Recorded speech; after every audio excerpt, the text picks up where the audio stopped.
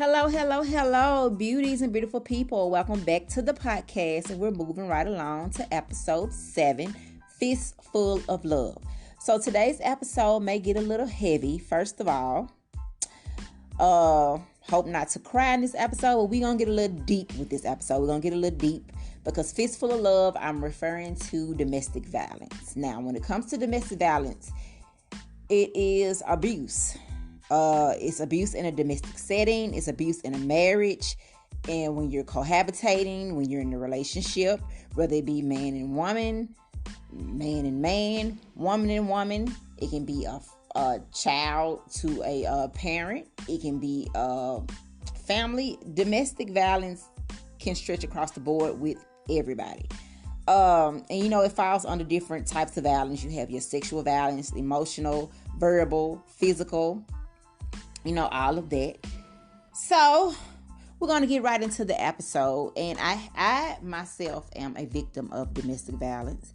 And I have a special guest here today that is also a victim of domestic violence, past domestic violence. And she's going to share her story. So I'm going to let her introduce herself. Hello, everyone. My name is Miss Diva. How are y'all? Hi, Kanika. Hey, girl. So, okay, we're going to just get back and just get right into it. And whatever you feel like sharing with us, whatever you're comfortable with, just let me know. And if it's something that you don't want to talk about, just let me know. We won't have to talk about it.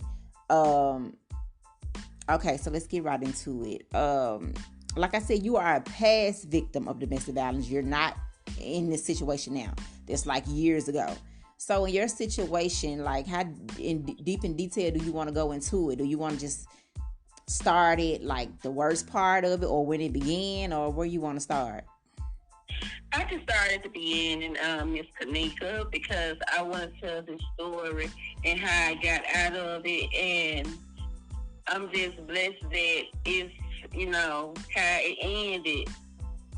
But it didn't go too well with someone being killed. Yeah. Okay, so how did it start? Like, what was this? So, did he come in automatically being abusive, or did it start with like verbal abuse or emotional abuse? Because sometimes some men will come right in whooping on you, like it's no secret. But then other men will come in with the charm, with treating you right, and then it'll gradually go into like putting their hands on you. So, like, how it started with you?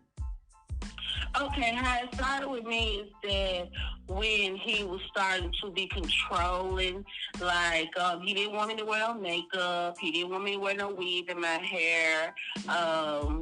He always come in the house when someone make him mad, and he start coming in and want to beat on me. And we had our daughter, and he was making her go to her room and play with her toys. He'll pull the shade down. He'll always have a broomstick, or he'll have something like that. But other than that, it went terrible. Yeah, so he basically tried to treat you like a child, basically, by whooping you. You said with like a broomstick, so he'll have like weapons. Yes. Okay, so now my situation, like when you mentioned y'all baby was there, that makes me think about my situation. Now with my person, we dated for like a few months. Like I think I noticed his violence streak right off, like probably like within the first month. And I don't know why I stuck around, because like a first month of knowing somebody really too early and not too long of a time for you to be sticking around dealing with domestic violence. But he didn't put his hands on me in that first month, but like he showed violent tendencies that made me think that he could eventually put his hands on me, because he stuck a knife to my throat to like threaten me, because I caught him in a lie, because he brought me to somebody's house, and he had just had another young lady over there the night before, and somebody at the house bust out and told me. just basically snitched on him. And I didn't say anything. Like, I sat there because, for one, it was like still early in our relationship. For two, I was at a house where I didn't really know nobody. And then three, I didn't want to act a fool in front of these people because, mind you, like I said, it was like a month into our relationship. I didn't really know him like that. I didn't know what his buttons was. I didn't know what his triggers was. And I could see that he was upset just off of that person, like dry snitching on him. And I think he got upset at me by when he decided to pull the knife on me. He got upset at me by because I didn't get upset, because I didn't react. Like, he wanted me to, like, I guess, get mad and say who you have with you or what girl you, and I ain't do that. And so that made him angry. He decided to pull a knife on me. So that was like the first thing with me, and then from there it just continued. Okay, so you spoke on somebody losing their life. Do you want to talk about that? Yeah, I would like to talk about it. I'm very confident to talk about it. I could tell my story. Okay. I was pregnant, and he was like, you too fat. He didn't want me to eat. Stop me from eating everything. He came in one day. We was in the process of moving. And he was like, I want my child. This was the other daughter we already had. But she went on my mom's house because I was in the process of moving. There was no food, nothing there to eat at that time. And he was like, call her. I said, no, I'm not going to call her because of the fact that it's nothing here to eat. And then on top of that, my mom was not going to bring her over here. So I guess I did the silent treatment on him, and next thing you know, we saw a fist fight or whatever, and he clucked me in my head, and then next thing you know, I wasn't aware that he was going to raise his leg at me when I was pregnant with his second child. Next thing you know, you said he raised his leg to you. He raised his leg to you to kick you. Yes. And he raised his leg up to kick me, and next thing you know, I fell down to the ground, like holding my stomach, like, oh Lord, please let my baby be okay. Let my unborn child be okay. So after that, we got a fine. He ran out the door. The police came up. I don't know who called the police, but the police came up, and they was like, where he at? And he ran somewhere. I don't know where he ran, but they was questioning me, and that's when my mom and them came over there, and they was like, the lady next door called the police, and I was like, for real? And it was like, you should have told me that you was getting abused. They seen scratches on my neck, my face swollen. So you didn't tell your family you was getting abused? No, I did not. I didn't tell my family neither.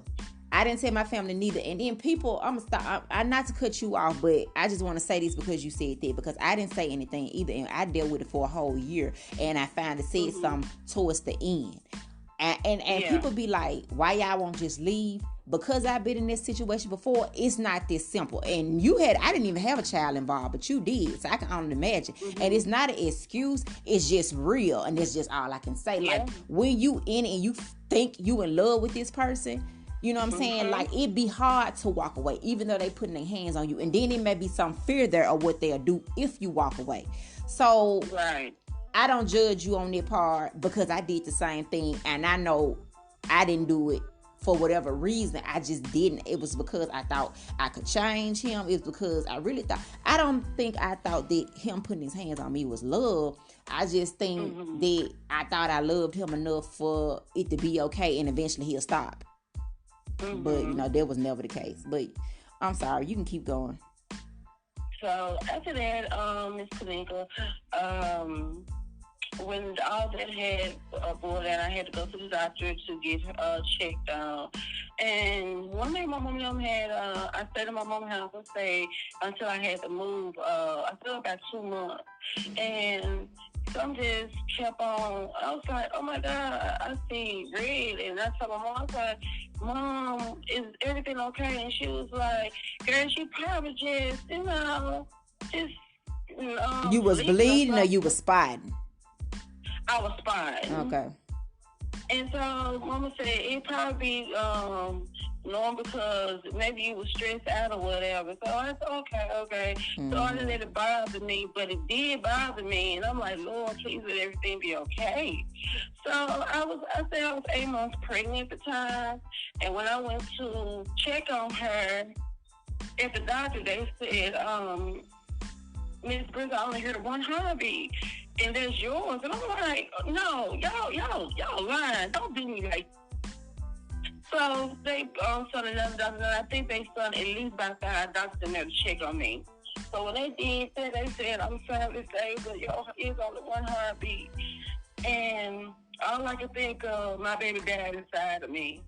This might kill my baby. My baby died inside of me, and it hurt me so bad. It hurt me so bad.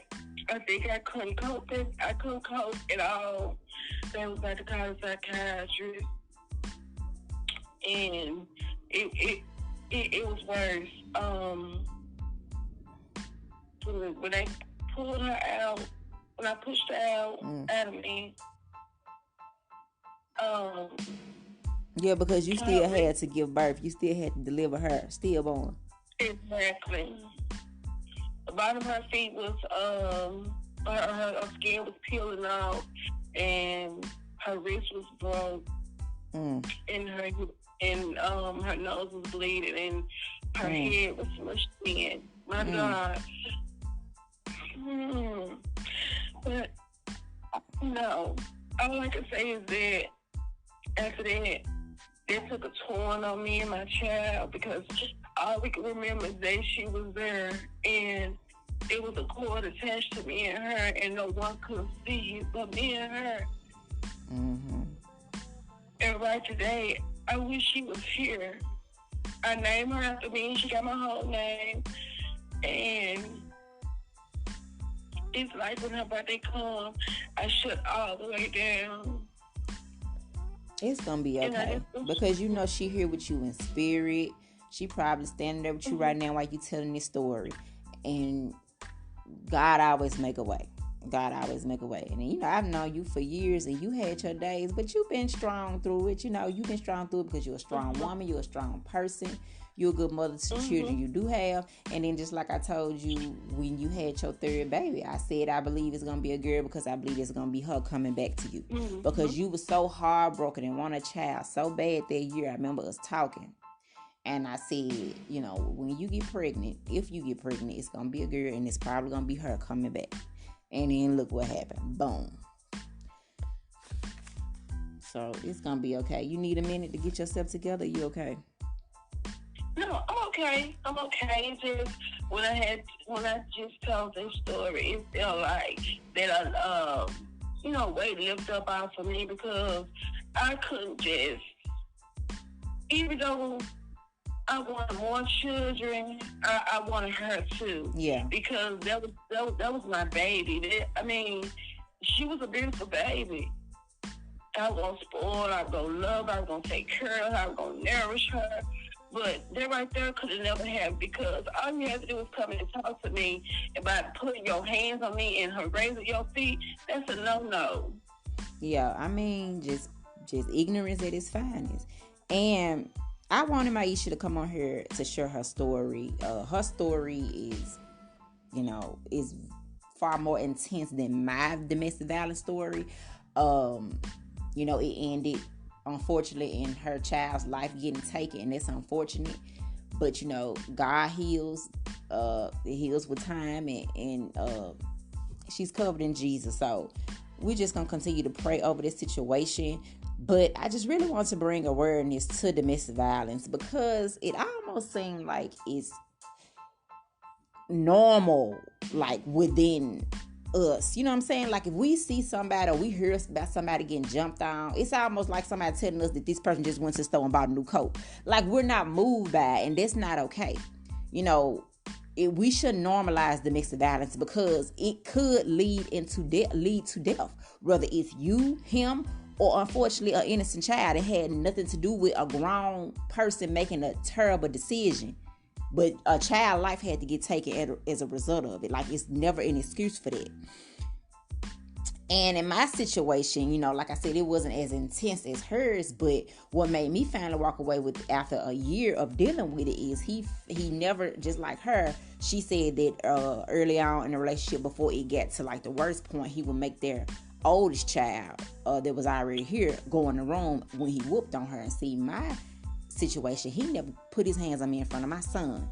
But one day he got so upset, and my son so happened to be home, and he put his hands on me in front of my son. And he worked at a warehouse, and they had to wear steel-toe boots. And this man stumped me with those steel-toe boots. And I don't think I was thinking in my head is he finna kill me, because if he give me one blow to the head with them steel-toe boots, I'm done. I'm finished for it. Like, he finna pretty much beat my face to a pulp.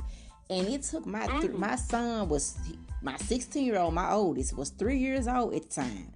He heard us. He probably heard me in the scream. He probably heard the ruckus. He ran from the back out of his room and shielded me and covered me and looked up at this grown man with, like he was my superhero, with no fear in his eyes, and said, "Do not hit my mama. Leave my mama alone," and put his whole body over me and covered me like a cape. That's what my 3-year-old child did. And that right there for me was a wake-up call to walk away from this situation. And even after I walked away from this situation, he stalked me for a little bit. Or whatever, and he eventually left me alone. But I never went back. I did that first year of the relationship with him, and throughout that whole year, he put his hands on me numerous of times, but the last time was the last time, and I never looked back, and never been in another domestic violence situation, since then, and I would never be, especially now when I know my worth, I know what I deserve, and I won't put my hands on nobody. And it goes for women too, because women sometimes put their hands on men, and that's not right. It's not right either way, because shoot, y'all see these stories. A woman can kill a man just as well as a man can kill a woman. And especially different when it comes to a child being involved. It's just a no-no. So I just want to just speak up about it and do this episode in support of domestic violence survivors, and celebrate the survivors, people that has gone through it, because it's really not looked at as something that's serious. A lot of times looked at as something that's normal in our community. And just like you said that your neighbor called the police on him because you didn't know how the police came. I was living in an apartment complex one time, and this girl was staying next door to me with her boyfriend. He was whooping her something terrible, and I didn't get involved. I didn't. So I was one of those people that I was scared for her, but I'm gonna tell y'all, the only reason why I didn't get involved because I was scared that I was a single lady staying in an apartment by myself, and he knew I stayed there. I was, and then nobody else was on the other side of them. So I was thinking to myself, if I call the police, they gonna know I called. And what if he try to come at me?